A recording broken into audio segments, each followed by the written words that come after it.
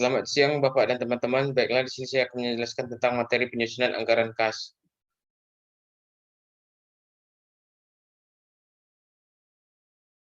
Definisi kas. Kas merupakan aset yang paling likuid. Semakin besar kas yang dimiliki perusahaan, semakin tingkat likuiditas dan semakin tinggi tingkat kemampuan membayar kewajiban jangka pendek atau utang lancar.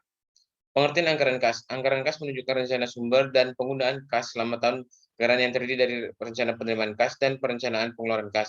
Sifat aliran kas, baik aliran kas masuk maupun aliran kas keluar yang bersifat kontinu, misalnya pembelian bahan baku dan pembayaran upah dan gaji.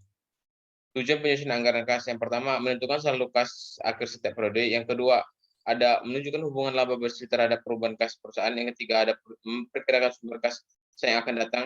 Yang kelima, ada menilai realitas kas masuk, kas keluar. Yang selanjutnya ada mengetahui kapan utang dibayar kembali.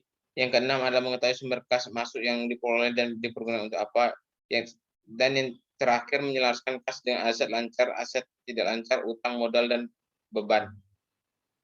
Penggunaan anggaran kas: yang pertama, sebagai dasar yang sehat untuk memantau posisi kas secara terus-menerus. Yang kedua, sebagai dasar pengambilan keputusan pinjaman jangka pendek ataupun jangka panjang, atau dengan tambahan modal sendiri untuk menutupi defisit. Yang ketiga, sebagai dasar kebijakan pemberian kredit. Yang keempat, sebagai dasar menentukan kemampuan perusahaan membayar dividen kepada pemilik saham. Yang kelima, sebagai dasar dalam meningkat kemampuan membayar kewajiban jangka pendek. Dan yang terakhir adalah sebagai dasar dalam memperkuat posisi dalam penawaran. Faktor-faktor yang mempengaruhi anggaran kas: yang pertama, kegiatan operasi, contohnya kegiatan bersifat rutin dan terus-menerus. Yang kedua adalah membeli dan menjual produk atau jasa. Selanjutnya ada kegiatan investasi, contohnya kegiatan yang meningkatkan dan menurunkan aset tetap atau aset tidak lancar, menjual dan membeli surat berharga, jangka panjang, bangunan, tanah, kendaraan, dan lain-lain. Selanjutnya kegiatan pendanaan atau pembiayaan, kegiatan yang berkaitan dengan utang dan modal sendiri, dan pinjaman utang, penerbitan saham, pembelian kembali saham, dan lain-lain. Pendekatan dalam penyusunan anggaran kas: pertama, pendekatan kas masuk dan kas keluar. Metode ini didasarkan pada analisis naik dan turunnya kas yang dianggarkan pada mencerminkan semua arus kas masuk dan arus kas keluar dari anggaran penjualan, anggaran biaya atau beban, dan anggaran tambahan produk modal. Yang kedua, ada sering digunakan untuk anggaran kas jangka pendek sebagai bagian dari rencana laba tahunan.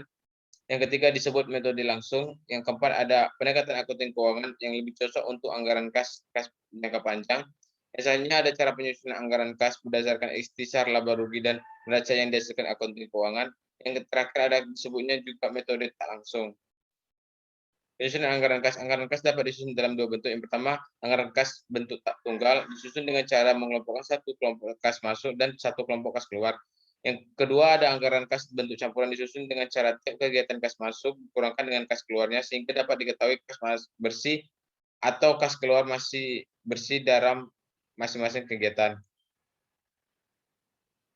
Itulah materi dari saya. Saya ucapkan terima kasih pada Bapak dan teman-teman yang sudah menyimak video ini.